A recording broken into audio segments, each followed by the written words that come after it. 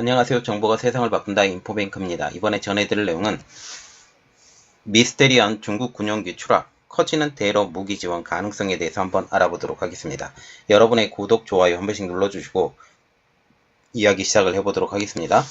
지금 우크라이나 전황이 급박하게 돌아가고 있습니다. 미국이 지금 무기를 자유롭게 쓸 수 있도록 지금 하는 법안이 통과되었고, 이것은 다시 정리해서 여러분들에게 알려드리겠습니다. 그래서 지금 전환 포인트에 왔던 시기, 그리고 지금 탱크와 같은 경우는 팡팡 터져가고 있는 시기, 그래서 지금 러시아와 같은 경우는 더 이상 무기를 만들지 못한다라는 그런 소식까지 들리고 있는 가운데 지금 미스테리한 중국의 전투기 추락 사고가 일어났어요. 지금 중국의 군용기 추락 현장에는 인민해방군 복장을 한 외국인이 발견되었다라는 기사가 떠서 소셜미디어에 게시물이 확산이 되고 있죠. 이 외국인은 러시아인으로 추측이 되면서 논란이 더욱더 크게 일어나고 있는 중입니다. 결국 이렇게 보고 있죠. 중국이 러시아에 전투기 지원을 하는 것이 아니냐라는 게 이 관심의 초점이 되는 것입니다. 만약 이것이 사실이라면 이번 러시아 우크라이나 전쟁의 전황에 변화가 생길 수 있기 때문이죠. 물론 지금 현재 공군의 지배력을 완전하지 않아요. 완전하지 않지만 여전히 공군의 지배력을 가지고 있는 러시아, 그리고 미국의 전투기 지원을 통해서 다시 공군력이 확장되는 우크라이나, 이러한 상황에서 중국의 전투기들이 만약 들어오게 되면 다시 전황이 바뀔 수 있다는 사실이죠. 그리고 만약 중국의 전투기들이 들어오게 된다면 대만은 한풀 위험이 꺾이는 상황, 이러한 상황까지 나올 수 있기 때문에 이번 결정이 어떻게 되느냐가 정말 중요하게 되는 것이죠. 현재 우크라이나는 이번 전쟁을 서방 국가들의 지속적인 무기 지원으로 이제는 방어적 수비에서 공격적 태세로 전환한 상황. 그래서 이번에는 몰아내자. 러시아 군대를 몰아내자. 이제 크림반도까지 몰아내자. 라고 지금 얘기가 나오고 있는 상황이라는 것입니다. 그래서 이번에 알아볼 내용, 미스테리한 중국 군용기 추락, 커지는 대러 무기 지원 가능성입니다. 23일 트위터에는 이날 중국 허낭성 샹추시 위청현 장지진의 농촌지역인 차오르촌에 인민해방군 전투기가 추락했다라는 소식이 전해졌죠. 해당 영상에는 파괴된 전투기 잔해, 그리고 추락 전 낙하선으로 탈출한 조종사 2명의 모습이 보였는데요. 한 명은 중국인, 다른 한 명은 서양인이라는 사실입니다. 중국인의 왼쪽 가슴에 인민해방군의 공군 휘장이 달려 있었고, 서양인은 다소 옅은색 군복을 입고 있었다라는 게 여기에 있었던 주민들의 말입니다. 자, 지금 이런 상황이죠. 지금 인민해방군의 마크가 달린 전투기가 추락했다. 그리고 이것이 러시아인으로 지금 추정이 되고 있는 병사, 인민해방군의 공군기를 탔다라는 그런 내용이죠. 당시 중국인 조종사를 구하러 온 마을 주민들은 외국인에 대해서 지금 중국 조종사에게 물어봤어요. 그래서 외국인에 대해서는 지금 입을 다물었지만 이 외국인은 러시아 조종사로 추측이 되고 있는 상황이죠. 중국인 조종사는 바삭하게 비스듬히 누운 채 휴대폰으로 누군가와 통화 중이었는데 아마 상관과 통화 중인 것으로 알려지고 있죠. 그는 전화기에 대고 지금 현지 사람들과 소통하고 있다라고 언급했습니다. 한 주민이 당신은 중국 인민해방군인가? 라고 물었고 그는 맞다라고 했지만 옆에 외국인에 대해서 저 외국인이 누구야? 라고 물었을 때 질문에 답하지 않았고 촬영도 그만두라고 했죠. 그래서 이게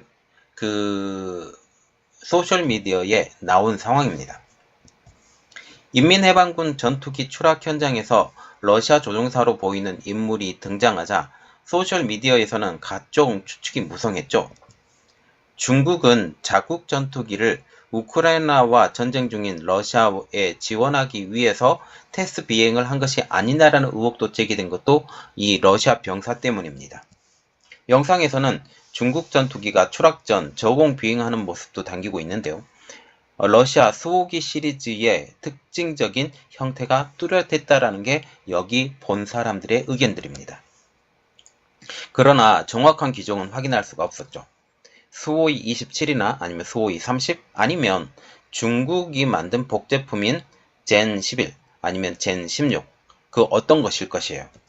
확실한 것은 추락한 전투기가 조종사 2명이 탑승하는 복좌형, 앞뒤로 앉는 복좌형 전투기라는 것이죠.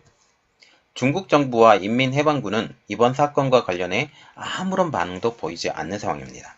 다만 중국 언론들은 이 추락한 항공기가 전투기가 아니라 L-15 훈련기라고 보도를 했죠. 그래서 이 L-15 훈련기라고 보도를 하면서 이 시선을 그냥 훈련기였을 뿐이다 라고 돌렸다라는 사실입니다.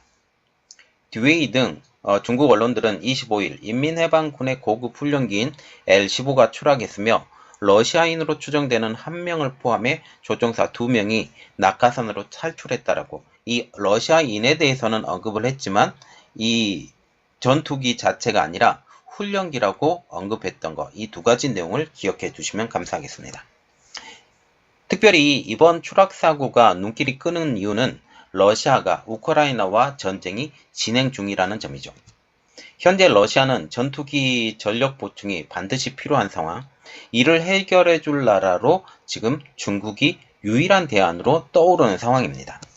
러시아 우크라이나 전쟁 발발 후 러시아 전투기는 상당히 빈번히 출동을 했죠.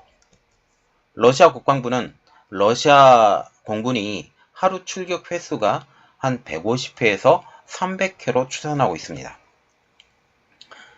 러시아 방공부대에 의해서 격추된 일부 전투기를 제외하더라도 이 같은 고강도 운영만으로는 전투기의 노후화되면서 되는 손실은 불가피하죠.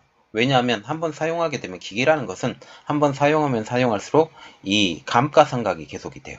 감가상각이 계속이 되기 때문에 특히 전투기 같은 경우는 혹독한 상황을 계속적으로 맞이하게 되는 거죠. 공중에 올라서기 위해서. 그래서 전투기의 전투 능력이 상실하는 것은 불가피한 상황입니다.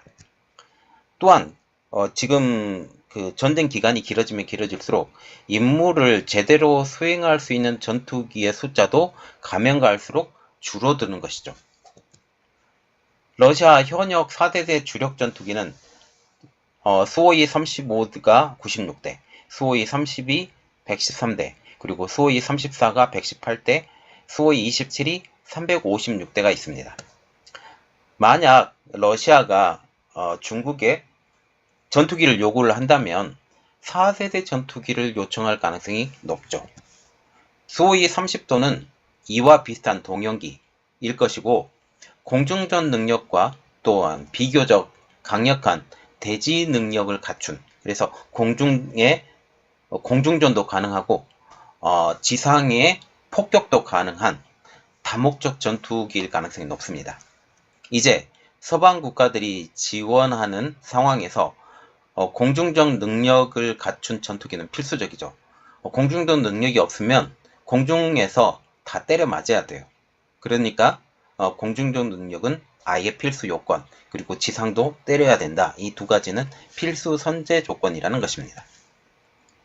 그러면 중국이 어떤 비행기를 지원을 할 수 있을까라는 점입니다. 중국은 오랫동안 러시아 전투기 기술을 흡입했어요. 수입했고 이를 기반으로 다양한 전투기를 제작하고 있죠. 중국은 러시아로부터 수호이 27 전투기의 생산 라인을 도입했고 날개 부품을 수입해서 모방 제품인 젠 11A를 조립을 했습니다. 이후 이를 개량한 젠 11B도 대량 생산을 했죠. 젠 11B의 경우 300대 이상을 중국에서 보유한 것으로 알려지고 있습니다. 그러나 수호이 27이나 이 복제품인 젠 11의 경우 모두 타격 능력이 제한적이라는 사실이죠. 게다가 러시아는 이미 다수의 수호이 27을 보유하기 때문에 수호이 27을 공급받는다라는 것은 겹치는 부분이 많아요. 다양하게 이 전투기가 필요한데 겹치는 부분이 있어서 중국의 도움이 필요치 않다라는 게 전문가들의 분석입니다. 지금 러시아가 가장 필요한 전투기 기종은 수호이 30이나 아니면 그에 따른 변형 제품들이 필요한 상황이죠. 수호이 30과 같은 경우는 수호이 27을 기반으로 만들어졌고 대지 능력, 대해 능력을 강화해서 그리고 비행 능력도 늘린 기종입니다.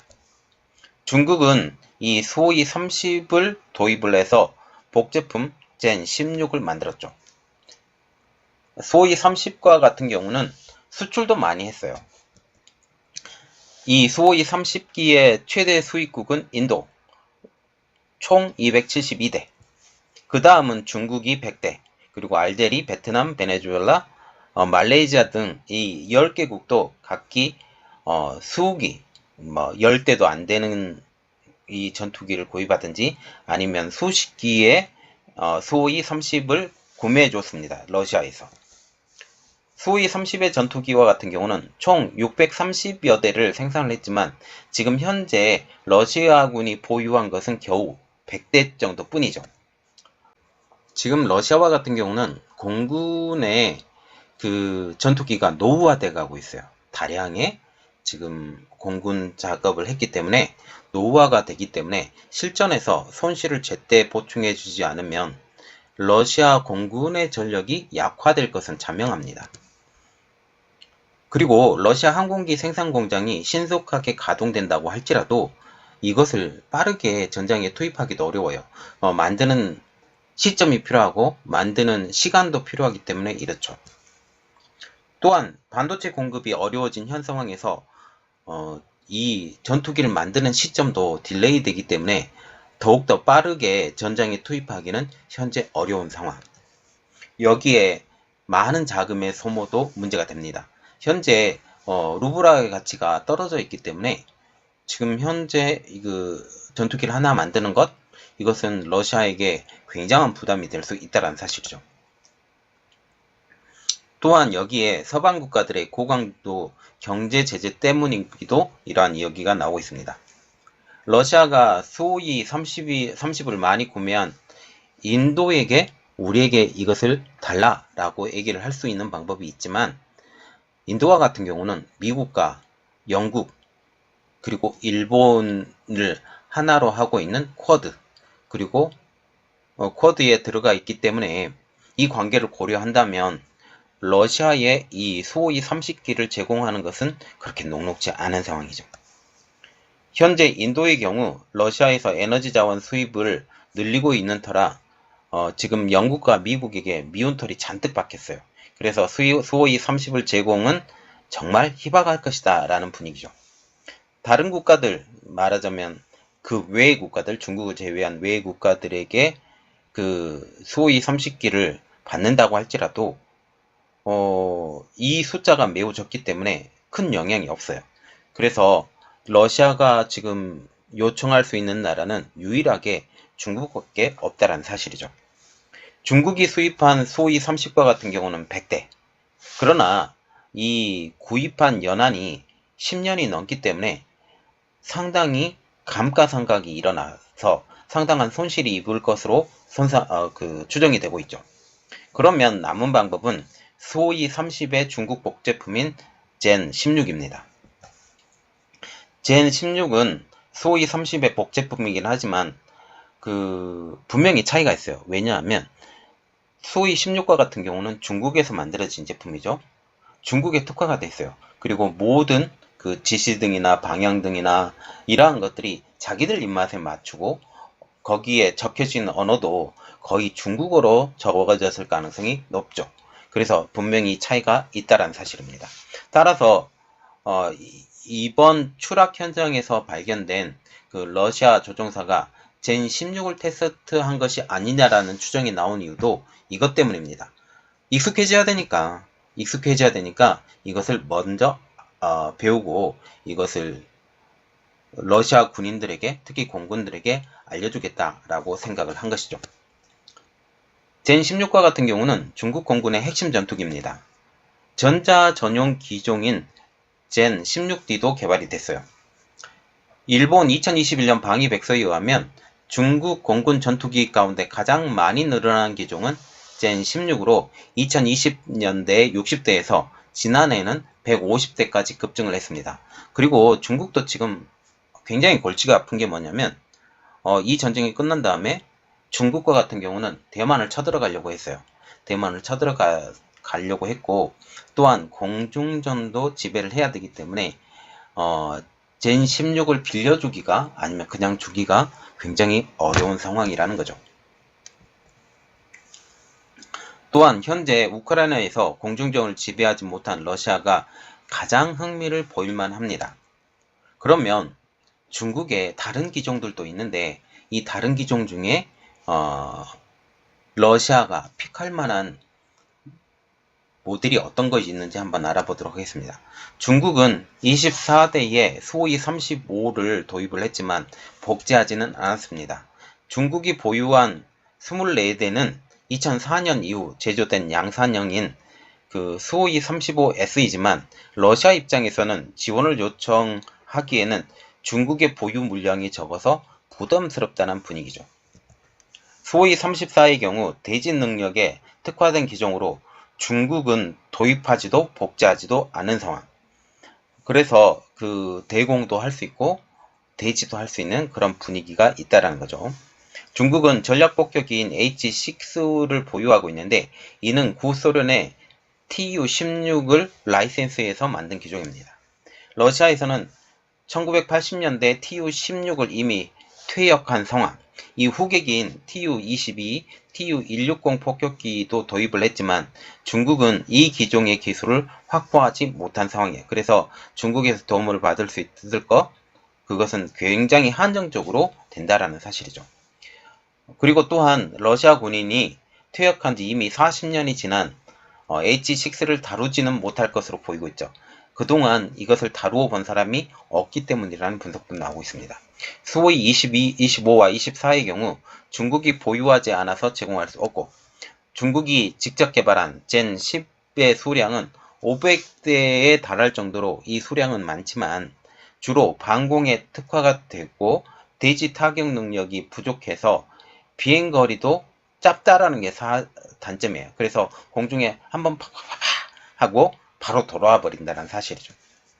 러시아 역시 방공용으로만 사용하는 경전투기는 필요하지 않은 상황.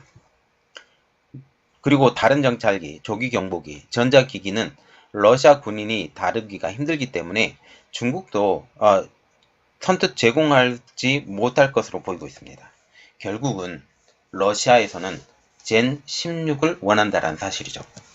젠 16이 수호이 30의 복제품에도 불구하고 문제점은 존재를 하는데요.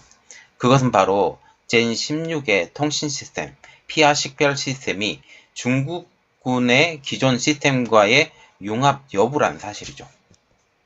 조종사 화면이 러시아로 제공이 되는지 아니면 러시아 조종사들의 조작 습관, 탑재 무기 호환성도 중요한 체크 포인트입니다. 그 다음에는 러시아 조종사들이 실제로 젠 16 전투기를 조종할 수 있는지도 문제라는 사실이죠. 이러한 이유로 외국인 조종사가 포함이 된 이번 전투기 추락은 젠 16의 추락으로 우리가 귀결시킬 수 있는 상황이죠. 젠 16이 우크라이나 전쟁에 투입되면 커다란 이점이 있는데요. 그것은 바로 젠 16이 러시아 수호이 30의 복제품이기 때문에 이것이 혼동스러워요. 그래서 젠 16을 수호이 30으로 위장시키기 쉽다라는 게 지금 미국을 위시로 한 우크라이나 정부가 이것에 대해서 의심할 수 있는 상황으로 변하고 있습니다.